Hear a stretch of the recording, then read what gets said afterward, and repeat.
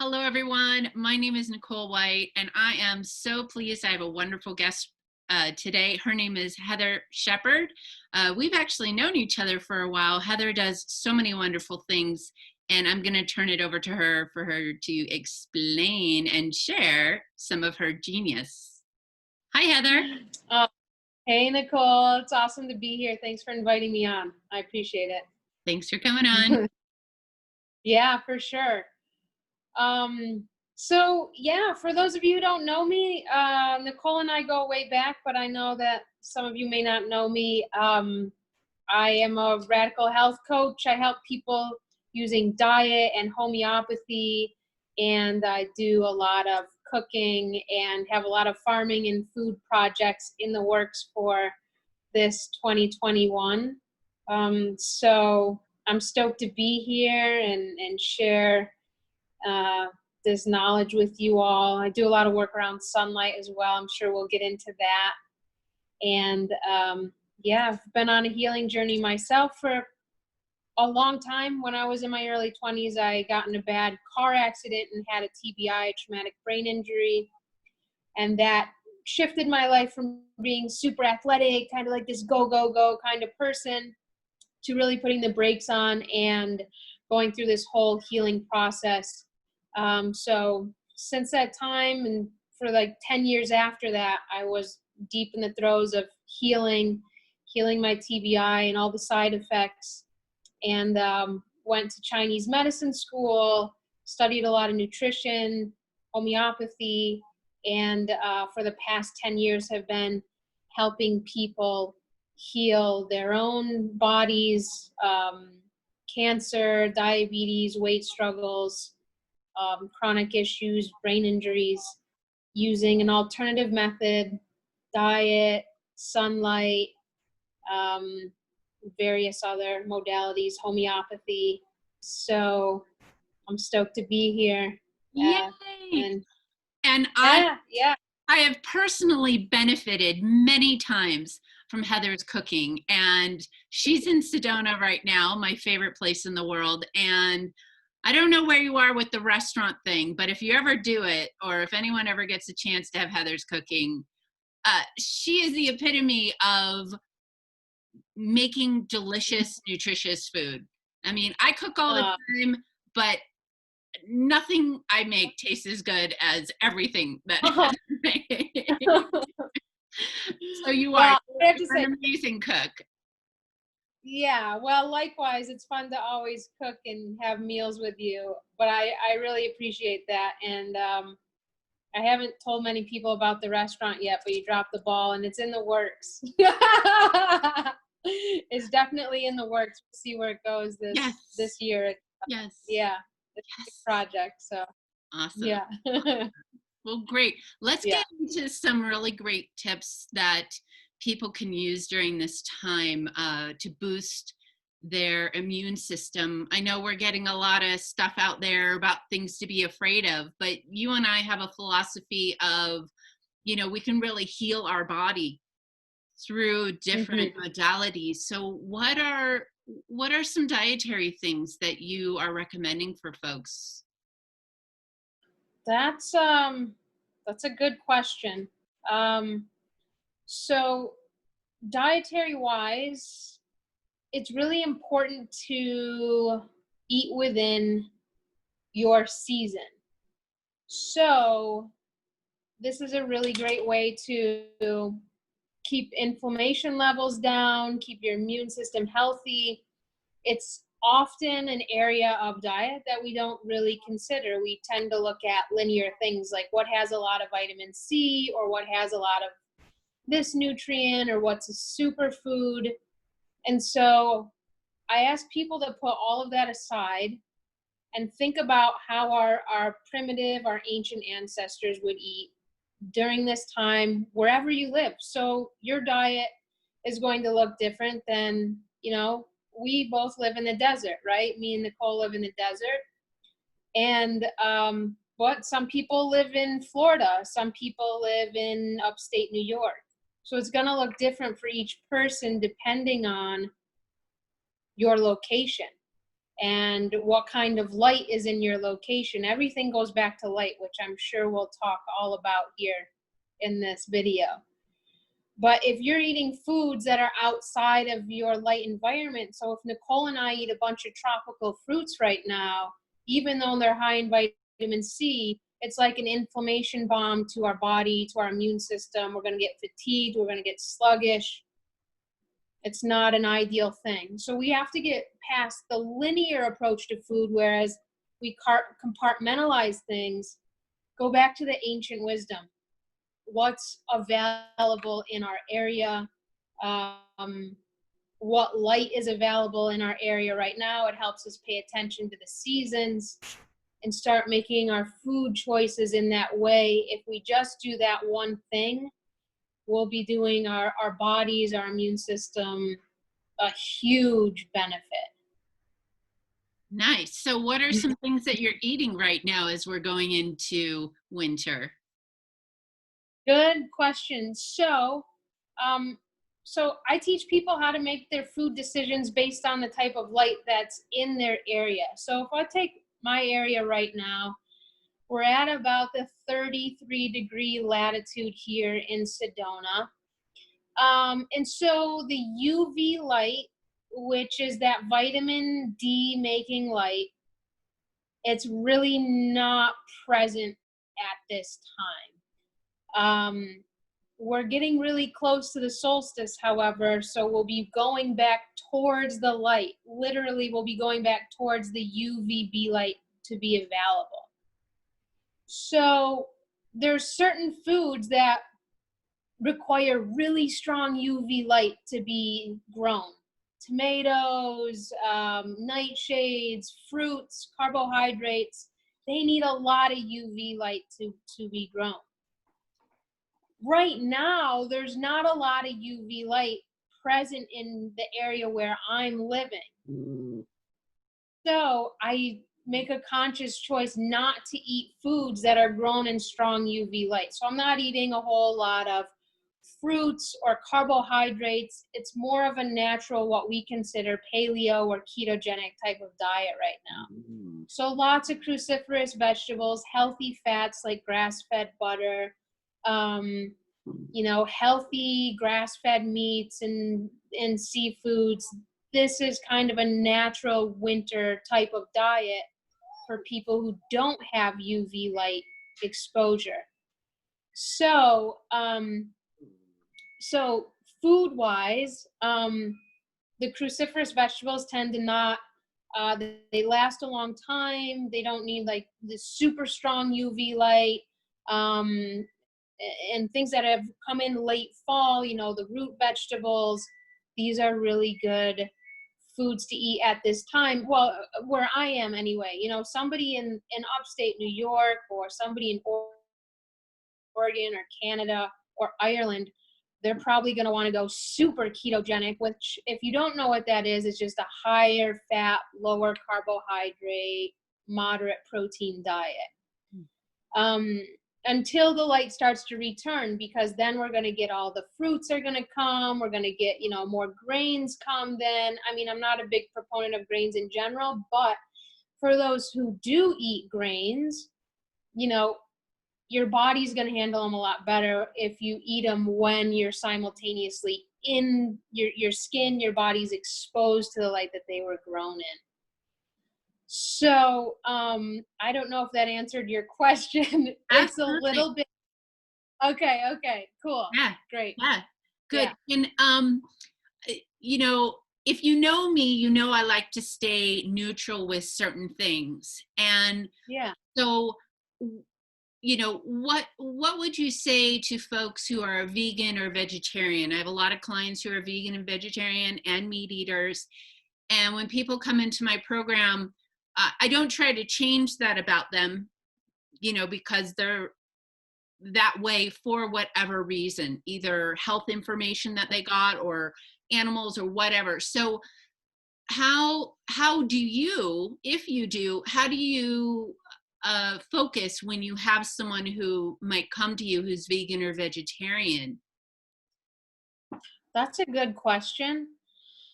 So So there's a couple things there, because I know there's a lot of very conflicting information out there. You can read that a strawberry will like cure the common cold, and then you could Google another article and it'll tell you that strawberries cause cancer.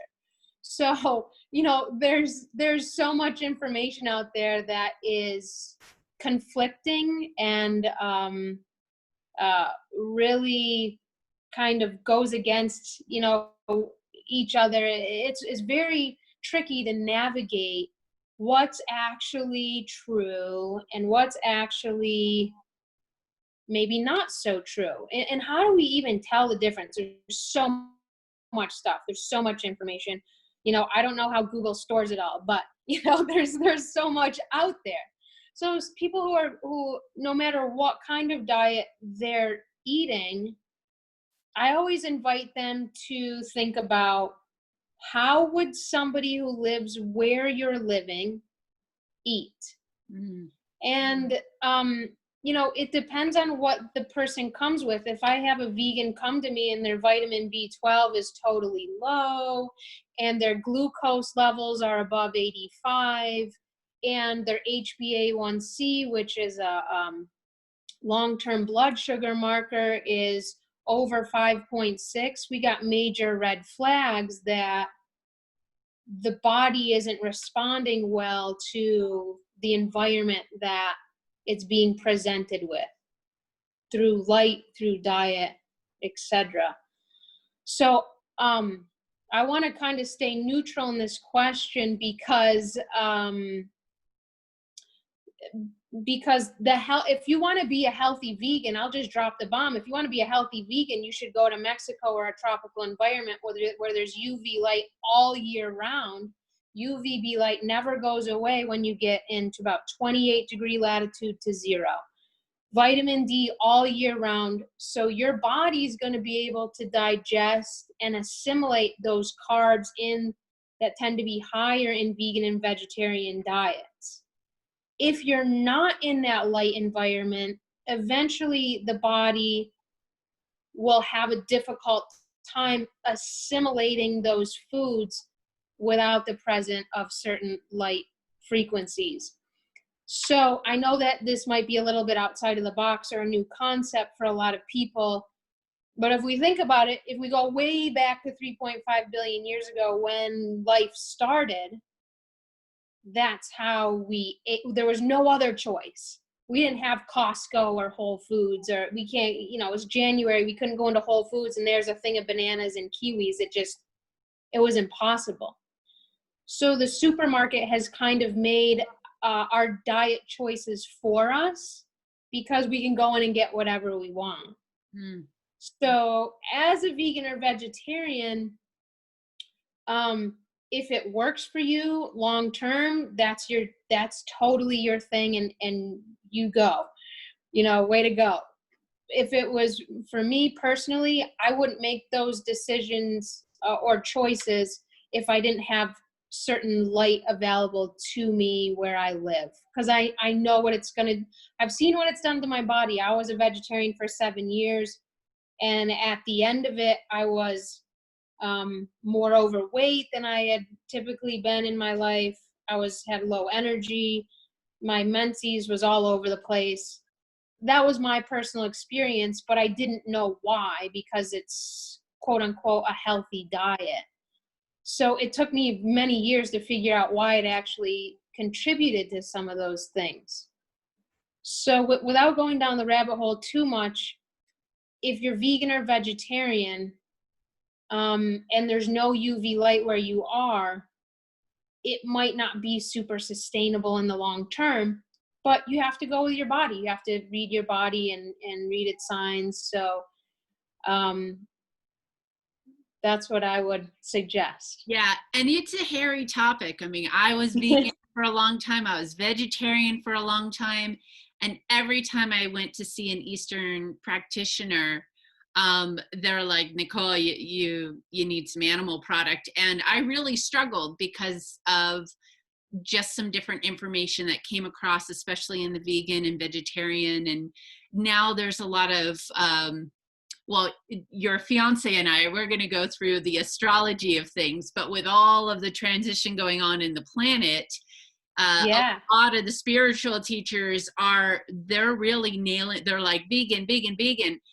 And I really believe that it really is a case by case matter. And I love the information that you just shared. And it makes sense that in different environments, just like Weston Price, he saw what was going on in different parts of the world, and they ate different things depending on what they had. So you've mentioned light many times now, and so I'm fascinated. Please let's start on that topic. Okay, cool.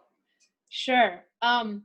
So just to tie up the loose ends between, if you Google something and you want to know if it's correct, just look outside of your door and see if you could actually do that thing with the light and environment you're in, and let that lead your dietary choices versus Google. Okay. Nice. So that's just my 2 cents. That's what I teach, my people, and how I kind of make my dietary decisions. So we've talked about light a lot, and it's a big story, and I'll talk about light a little bit here because it was a huge piece of my personal healing journey. So when I had my TBI when I was 23, I literally tried every healing modality you could possibly think of, Western, alternative. I pretty much tried everything, and it was like walking through quicksand. Like, I would try things, my health would continue to go down and down and down. And it was super frustrating. I was like, wow, all this money, all of this energy put on these great healing modalities, but they weren't giving me long-term results. And so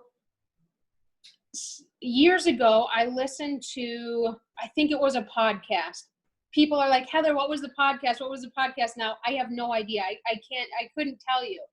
But something went off because somebody mentioned sunlight and healing migraine headaches. And migraine headaches were a side effect of my TBI. So I said, okay, well, that's interesting. I've tried everything. I'm at my wit's end. What's it gonna hurt to try to use sunlight to heal migraines? And that might sound a little counterintuitive because a lot of people get migraines in the sun. So we can talk about how to not have that happen. But so I started to go out and watch the sunrise every morning. And within a month, I wasn't getting migraine headaches. I was sleeping better and I had more energy. And I said, what the heck? This cannot be from just watching a sunrise. And I wasn't out there for, a few minutes or seconds watching the sunrise. I was out there for at least 30 to 60 minutes, naked as a baby, watching the sunrise. So my entire body was getting lit up by the sun. Now, during sunrise, there's none of the UV light present. It's predominantly red light, and there's some blue light in there also. And this is a really synchronistic combination for our hormone health, our metabolic health. Red light does so much. Maybe some of you have heard of the fancy like photobiomodulation devices, which is just basically a red light that a lot of people engage in that therapy to reduce inflammation, joint pain, etc. But you can never like biohack the sun or replace the sun, so to speak. So if you're going to do a first choice would be to get in the sunrise light as naked as a baby. I know that's not possible for everyone. So if all you do is look at the sun or in the direction of the sun, you're going to be getting the benefits.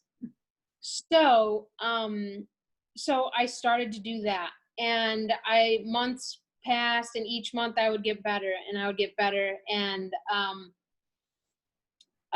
this was the whole start of what is now called the Sunlight RX, which I wrote an ebook on called the Sunlight RX, which goes through this whole sunlight healing protocol of how you can use sunlight to heal your body. I'm not sure how far down you want me to go, but I'm happy to go into wherever in the questions. I'm loving this. Yeah. Okay. Okay, so basically, I started to use the sun. So I was outside. I was in the sunrise light for literally an hour. I'd go in. I'd make my breakfast. I knew by the time I got back out to eat my breakfast outside, then the next spectrum of sunlight would show up, which is UVA light, ultraviolet A. Let me back up for a second. So when your skin and your eyes get this red and blue light at sunrise, and you have to do this. If you decide if you're inspired by this and you're like, wow, I should get more sunlight, I should try the Sunlight RX, great. But a key is that you can't get the same benefits if you're wearing contact lenses or glasses or sunglasses. And there's a lot of physiology and science behind this, but when light hits your eyes, it triggers the release of certain hormones and metabolic signals in your body. So there's this tract called the retino-hypothalamic tract. It's like the retina and the hypothalamus. So it's like the eyes get the light and they send the endocrine signals to your hypothalamus. And the hypothalamus is like if you struggle with your weight, if you struggle with energy, if you can't feel full, it's like the hypothalamus is off for some reason. It's like the body's thermostat in many ways, which I'm sure is right. You know this. So so we need to reprogram that. And a lot of people just focus on diet to do that. But my breakthrough came when I realized diet wasn't doing the whole thing. I was leaving out the light piece. So here comes the light piece, and my brain is just getting all of this healing from the red light, the combination of red and blue. It signals cortisol to be released. A lot of people in the morning, especially, they're so tired. They don't want to get out of bed. Like thinking of seeing the sunrise is like, I wish I could do that because I'm so tired. I hear a lot of people say that. And it's likely because the cortisol isn't being released at the correct time. Mm. So when we see the sunrise and that combination of red and blue, it takes us out of the melatonin release, which makes us sleepy and heal while we're sleeping, and it flips the switch to cortisol release so we can be energized and upbeat and basically have energy throughout our day. Wow. And yeah, go ahead. So for instance, like I'm in the mountains, and so when the sun comes up, I would have to be like on the street in order to actually see it. But if I was in the backyard, even bundled up because it's winter, would there still be benefits there? There would be, yes. You'll, as the summer comes, as it warms up, you'll get more benefit, the more clothes. I tell some of my clients, female clients, go outside in your bikini when it's warm enough.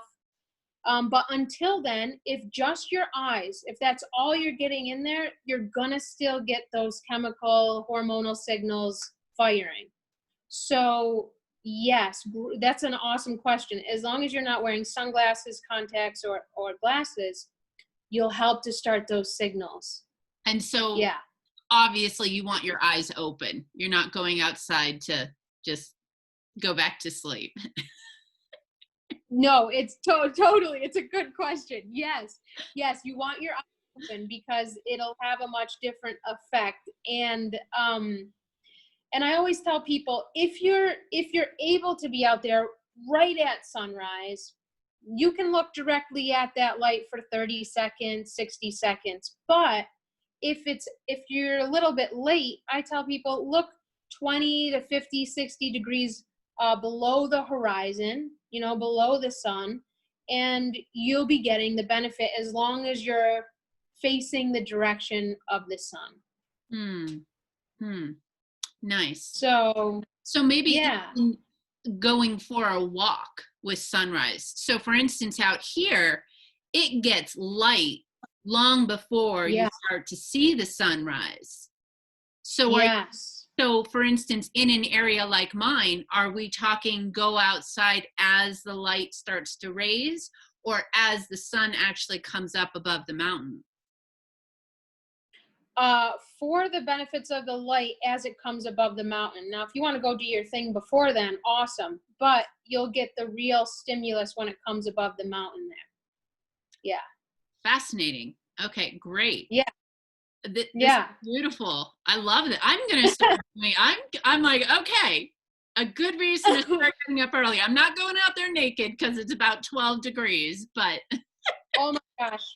I know. Yes. Yeah. That'd be awesome. Yes. So just by doing that, you set up your body's metabolic and hormone signaling first thing in the morning. And that's exactly how we were designed to operate 3.5 billion years ago. Right. So then here comes the UVA light. The UVA light, when that light hits your skin and your eyes, this stimulates the release of dopamine, serotonin, thyroid hormone, melatonin gets recycled. I'm trying to think if I'm leaving any of the big ones out. Those are some of the big things that happen. So people who are depressed, people who struggle with constipation, because serotonin and dopamine, they move that peristalsis, they move the stool down the tract.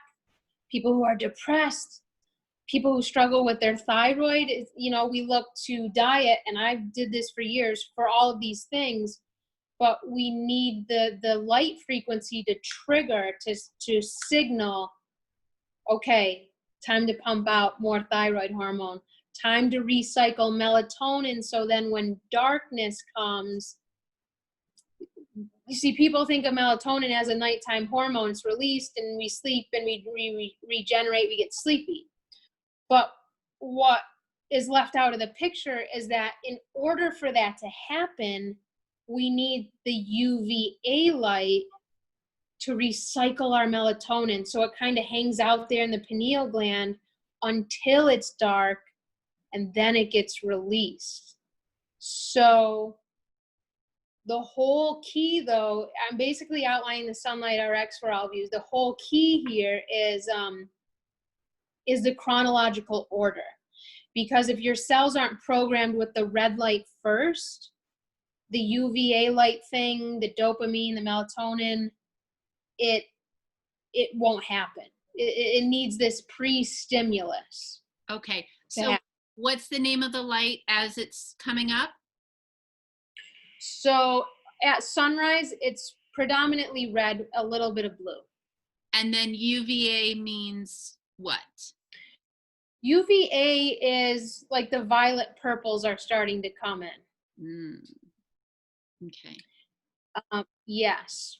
And this whole thing is setting you up for the biggest immune boosting thing available to us, which is vitamin D in the UVB light. People are scared to death of UVB light, skin cancer. We've been told all of these things. So what's UVB? UVB is purple light. It's the light we make vitamin D in. You cannot make vitamin D in any other light but UVB light. And what time does UVB come out? Or is that daytime? Good question. UVB light comes out around noon. Okay. Okay. And it lasts till about 3. But the closer you can get to, like if you can be outside between noon and 1, 2, you're going to get a good dose. Now, this light isn't available to all of us all year round unless you live in the tropics. So there's going to be points in periods throughout the year where there's this UVB break, so to speak. It's paused. Is that the case Which makes in Mexico and Arizona? it is the case in New Mexico and Arizona. However, there are there's some little biohacks, so to speak, or exceptions where if you're at 5,000 feet or above, then you can have some UVB light all year round. It depends. There's certain apps you can put on your phone to actually show you. You can put in like your location, just the city and your location. It'll say, hey, you have UVB light, or you don't. And it'll kind of help you gauge when that light shows up and when it goes away. But for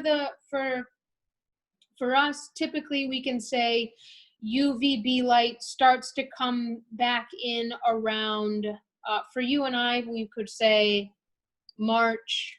But for people living higher, April 15th till about August 15th is kind of the window, the time frame there for the rest of the population. Okay, yeah, because I'm at about 7,000 feet. I'm way above Albuquerque.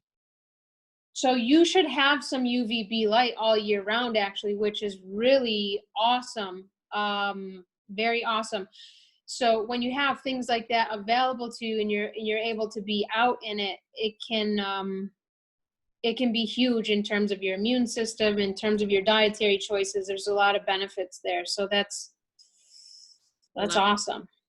So let's get into a juicy, very controversial topic. And you were starting to go there, which is sunscreen, skin cancer, vitamin D. I think you were going in that direction, but let's go there.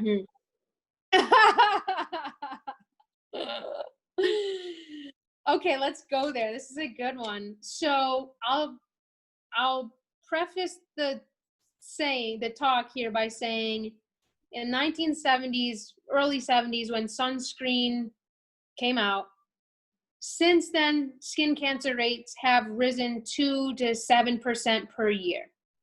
So if we look at that statistic, because a lot of people, most people apply sunscreen, we can say, well, it's not really working, if that is the case. Now, for people who follow me or who don't know that there's sunscreen actually is a big detriment to your health because it prevents the very thing that is hugely beneficial to our health, which is vitamin D protection. So I'll also say for people who, maybe there's some listeners out there who are diehard sunscreen people, I understand that the majority of the studies that have been done linking sunlight to skin cancer have been done inside, under artificial light, under predominantly blue light, and artificial light bulbs. And they didn't follow the chronological order of the Sunlight RX and then go and test if they had skin cancer. They are not doing it the way that nature designed us to go through these light cycles. But they come to the conclusion that it causes cancer because of how they've set up their studies, etc. So when we look at that, go ahead. And wherever you want to fit this in, but for instance, I've got family members and I know folks who they burn like that. So, I mean, they are constantly in the sunscreen. What I personally do, because I really look into ingredients, I started looking at the ingredients in sunscreen, is what I go out into the sun as long as I can handle it. And we know when our skin starts to burn or is about to go there. And then it's a matter of wearing a hat or a scarf to cover up those areas that I don't want to get burnt. But what about folks who like burn like that?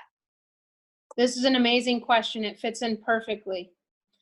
The more red light you precondition your skin with at sunrise, the less you will burn in UVB light. That's the whole thing that nature designed to be set up as. They're designed, absorb this light, get it in. This is the time the farmers were out. They were doing their crops. People were building things. They were outside of sunlight.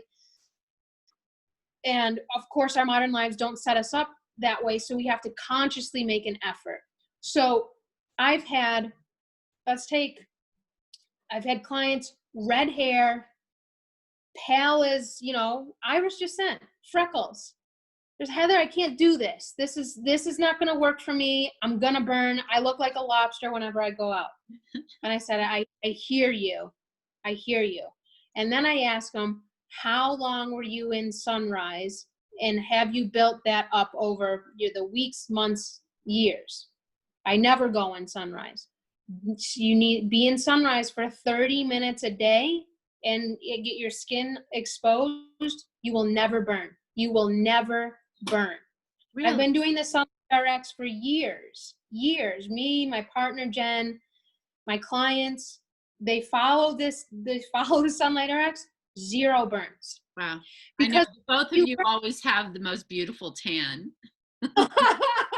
Well, that's why people are like, oh, you're so tan. I was like, yeah, it's not for like aesthetic reasons. It's because the tanner you are with our color skin, right?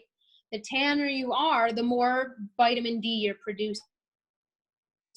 So there's some health things there of why we do it, why we look super tan. But your body's kind of designed, set up that way, because if you're outside, you get the red light, and then here comes the UVA, the purple, and then the UVB. You see the combination of red light and the cortisol that is released protects you from sunburns. It's totally protective of sunburn. So if your cortisol, if your hormones are on point from looking at the sunrise over time, right? If we have somebody with PCOS or cancer, this is going to take some time, right, to restore their hormones. But your body's totally set up to do it just by looking at sun and being outside in sun. So when the UVB light comes in, this is your time to shine, literally, and soak up vitamin D. So if you burn in the sun, all it tells me is you have a red light deficiency, probably a blue light toxicity from looking at your screen too much or living indoors under LEDs, and you just need more sunrise light to program your cells and skin to absorb the vitamin D. My thing with sun and skin cancer, first of all, we know that melanomas, almost every case, there's a vitamin D deficiency. So it makes no absolute sense that sunlight would cause skin cancer when the most malignant form is caused by deficiency in vitamin D. So when we follow kind of this Sunlight RX outline, we can pump out a lot more vitamin D. And it doesn't matter what your skin color is. People who are darker skin have a higher Fitzpatrick, which I talk about in the Sunlight RX ebook. You still need to get out in sunlight. Like people who live, let's say, descendants from Africa, some of their skin is like, it almost looks purple. It's so dark, right? And the reason is because they live at about the 0 degree latitude. So UVB light is very strong. So it's nature's way of protecting them against the sun burn. So if you say, like, put a Kenyan in upstate New York, it's a very health dangerous situation for them because their skin isn't really designed for that type of environment. There's a lot of things they're going to have to do to thrive in New York, for example. Mm-hmm. That might have been a little bit off topic, but the key is in the chronological order to set your skin up and your hormones and your metabolism up. Fascinating. And the thing that I've always approached with sunscreen and is really the chemicals that are put in there. And makeup now has sunscreen in it. I mean, I couldn't get my mom to go out. I'm like, hey, Mom, go outside without your makeup. No, I can't. Okay. Yeah. Skin cancer. Okay. Yeah. I have a family member who has skin cancer and believes that it's because they were out in the sun too much. Yeah. Right. Well, this is a whole, we have to unlearn all the garbage we've learned or the misinformation, and then we have to relearn the ancient wisdom, so to speak. And that can take time. It's easy to get stuck on beliefs, and because somebody said so, it's easy. I've done it. It's very easy in our culture. But if there's a willingness to unlearn and then relearn, and what I say people is just try the Sunlight RX yourself. Like, just try it, and let me try it in the summer, starting on April 15th. Try it throughout the summer. And if you don't tell me you feel like a new person by the end of the summer, I'll give you the $17.97 back for the ebook that you spent, because it's just like how your body is designed. But you're right. There has to be this willingness to one, do the Sunlight RX, to two, go about it in a different way. So what I love is everything that you're saying is we really need to go back to more natural ways. And we're so far away from it, being in-house all the time, on the computer, on the phone, indoors, right? It's too hot, it's too cold, it's too windy, it's too this. And we've gotten so far away from the natural ways of our ancestors, just a few generations ago, 3-4 generations ago. Right. Yeah, exactly. Right. Yeah. Wonderful. Yeah. This is fascinating. This is great. Yeah.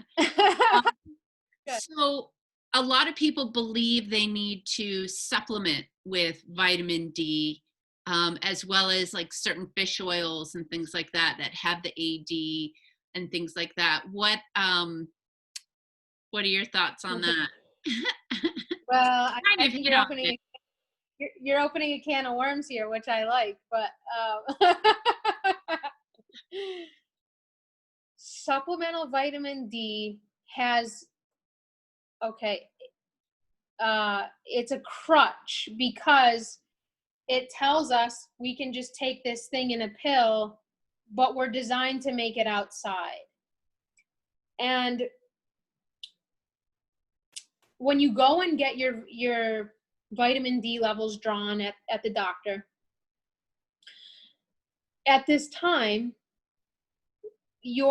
those tests cannot tell the difference between if you're taking a supplement and if you're getting it from the Sunlight RX. However, your body knows, and I can tell immediately when somebody comes to me and they say, I've had people come to me and say, Heather, my vitamin Ds were off the charts. They were so high. I was taking X amount of supplements, but their symptoms don't line up. They're fatigued. They have cancer. They have metabolic issues. They have diabetes. They struggle with their weight. First of all, nature would never let your vitamin D levels get out of hand. It balances it with many different molecules, including melanin, which is why you tan. It also protects you against vitamin D toxicity. You don't get that protection in a pill. Also, when you get this stimulus through sunlight, there's very distinct hormonal and metabolic signals that those switches are turned on when you get that stimulus through sunlight. Those are not turned on when you do it through a pill. So this is very confusing to people, because they'll go and they'll get their blood redrawn, their vitamin D levels, and they'll say, wow, I'm doing much better. I went from a 6 to now I'm a 44, safe zone, totally good. But they'll still be inside under fake light on their computer, never in the sun. The test is no longer accurate, because it cannot distinguish between sunlight vitamin D and vitamin D from a pill. Mm-hmm. But your body can, with the signals and symptoms it produces. If your vitamin D levels are, like, for example, I strive to get my clients between a level of 80 and 100, 110 vitamin D just from the Sunlight RX. I never supplement with vitamin D when UVB light isn't present outside, because that's going to cause chaos in the signaling in your body. This is getting like, this might be getting a little bit, intense or deep for people, but I think the bottom line is you want to get your vitamin D from sunlight, and you want to build your stores in the summer so you have this surplus going into winter. So then by the time you get to January and there's no sunlight in many areas of the northern hemisphere, you're not experiencing seasonal affective disorder or depression or constipation or getting your psoriasis flares, etc., because your vitamin D levels totally tanked. Wow. You want to build those. Wow. And I did. Yeah. I lived in the Pacific Northwest for a decade, and it wasn't until I moved to Arizona and experienced my first winter in Arizona, right, where the sun is out, where I was like, whoa, I had no idea how really horrible I kept feeling over time. And I had heard of seasonal affective disorder, but it wasn't until I kind of got out of it that I realized, wow, I mean, I felt it, with all the, the cloud coverage, especially in Seattle, where, I mean, sometimes it could be months. Like there was one year, 3 months, it rained every day. It doesn't mean the sun never came out, but the location of the mountains, they literally called it the gray, and there would be months of just like no sunlight. That's so intense. That I know. I totally get it. There's such a huge correlation. Now, I'll throw this in that our ancient ancestors, they lived in Portland, they lived in Seattle, they lived in Alaska. Alaska, like, when does the sun ever come out in the winter? It doesn't. But they didn't have these things that we have today that further take down our health. One, they boosted their vitamin D in the spring and summer and early fall. Two, I'll just briefly mention this, but they had this element of coldness, right? It was cold in those areas. Cold does a very interesting thing to our metabolism in a positive way when the season is appropriate. Like, think of a bear. This is what I tell people. Think of a bear. In fall, it's super fat. It basically drives itself into type 2 diabetes because it's going to go sleep in the cold on the ground, grounded. And then by the spring comes, it's skinny and it needs to eat ASAP. If we think of overweight, obese Americans and people in general, we never get cold. Even in the winter, we're very warm, we're eating tropical foods, we're eating grains, and we're not getting outside. We're not getting grounded, we're not getting cold. So so a lot of people, when I start telling this, like, well, our ancient ancestors, they lived there and they did fine and they didn't get cancer or overweight or type 2 diabetes. And it's a really good question, but they had a very different environment and lived very differently. So I'm not telling people they have to go outside and put a tent out if they live in Alaska, but there's ways you can work with your environment to also support your hormone and metabolic health in the wintertime, even if you live in those areas. So what are some good things? Because we are going into winter as we're recording this. What are some good things for us to keep in mind? Seasonal eating, still going out for the sunrise, being outside more, not less because it's cold. Yes. So something you can do is allow your body to experience the temperature that's outside your door. You don't have to do it all day, but let's say you go for a walk, like in your shorts and a shirt.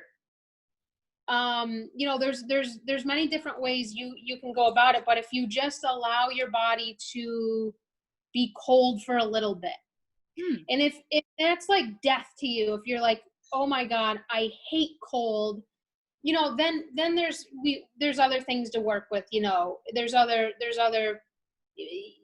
alternative medicines and stuff to work with to get you to the point where, okay, I can do this. I can do it for 30 minutes. I can do it for 60 minutes, you know? But if you're someone who's like, okay, I'm going to try this, even start with 5 minutes, 15 minutes, go for a walk in like your shorts, or just don't wear a coat. And people, the more you do this, the more you'll also build your immune system. And you mentioned Weston A. Price, and some of the people he visited that did experience cold climates, cold temperatures, we think they're nuts today because they sent their kids out and they'd go to fetch water and they'd be jumping in the river and the thing would be, you know, 20 degrees. But this is a huge way of also boosting the immune system when you allow your body to, its thermostat to change. You allow the thermostat to adapt to whatever temperature you're experiencing outside. Yeah. Even if it's for, you know, a brief smidgen. Yeah. Yeah. Oh, that'll be really, really helpful. Okay. Yeah. I've done the cold shower thing. Not easy. It's definitely invigorating, but woo! I mean, you gotta just be like screaming at the top of your, I just like gotta scream almost when I do it. Yeah. Well, if you don't want to get cold, one of the first places you can start with is start to change your light environment inside your house. Most people light their house with LED lights and all this computer stuff. Learn to turn your screens red. Get rid of your LED, like regular LED bulbs, because those are predominantly blue and green light. And when your eyes and your body, your skin are exposed to that, that gives a signal to your body that it's summertime, that it's solar noon. That's the temperature at solar noon, okay? So at a high summer noon. And it's obviously not that, you know, so a lot of people use their lights at night, watch Netflix at night. We have to find ways to work with that. So your body actually, your own biology, your own time clock knows what time it is and what season it is. Right. So if you don't want to get cold, start with your lights. Start with your inside lights. I would start there anyway, but it's something we don't think about. We just become accustomed to since the light bulb was developed, basically. And what I've found fascinating is it's actually hard to find regular light bulbs. Have you found this? Because almost all of them are LED. It's almost all they sell in most stores. Yes. So go on your wherever you buy light bulbs, Google amber lights, Google. There's some that are even incandescent lights are better than LED lights. A lot of homes are now wired with those in certain ways that you can only put LED lights in. Get yourself a lamp and start putting lamps around your house with amber bulbs. There's a company I use that have literally red light bulbs. Get yourself some incandescent bulbs and put a combination of these in your home.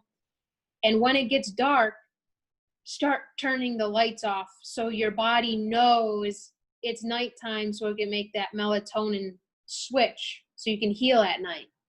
It's funny, I put red light bulbs in my bedroom and somebody came over and saw that once and they're like, what's wrong with you? And I'm like, oh, never mind. It's a circadian rhythm thing. You wouldn't understand. Yeah.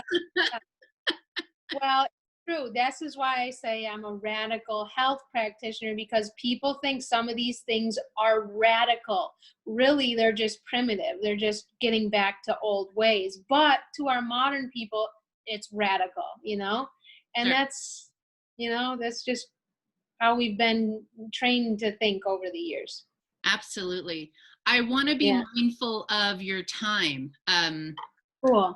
What's your time like?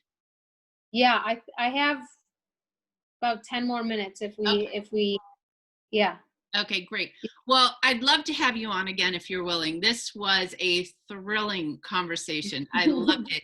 But with the time that we have left, Please tell people about you, where to find you, what kind of clients you're taking on, if you are, programs. Cool. Yeah, I'd love to. So there's a few ways. You can go to my site, heatharshepard.com. My name's spelled weird, Heathar, Shepard, Shepard. You can go over there. You can read more about sunlight. There's some blogs on food, on seasonal eating. There's if you're on the homepage, just scroll down, you'll see a link to the Sunlight RX ebook if that spoke to you during this talk. And let's see, homeopathic. We didn't get into homeopathy, but I do homeopathic consultations. And I have a metabolic reset course, which teaches people how to use diet and sunlight to heal their hormones and their metabolism. And it combines these two in a structured program that people can just go on, they can purchase, they can use to, I've had people heal and benefit things like diabetes, obesity, cancer, depression from doing so. So those are a few ways. And I have a podcast, The Primal Pioneer. We're kind of in a more of an off season. We're not posting as regularly currently, but it'll be up in the near future. But there's a ton of episodes. There's like 42, 45 episodes there about everything we talked about here today. You can find it wherever you get your podcast, The Primal Pioneer. So great. Yeah. Great. Yeah. And if you're willing, I'd love to have you on again and we can talk about homeopathy. I know we didn't get to that one today, but this was brilliant. This was, I mean, I've known you for a while, and this is beautiful information, and I'm definitely gonna force myself to get my butt out there during this weekend. It's gonna happen. My circadian rhythm has been so bass-ackwards, like going to sleep at 2 or 3 a.m. and it needs to stop. So yeah. Oh, I think it'll really help, and let us know how it goes once you start it. I will, absolutely. Heather, thank you so much for being on the show. I will post all of Heather's links below, and give some love, give some likes so that we can get Heather to come back on again. All right, thank you so much. Yeah, see you soon. Bye, everyone. Bye.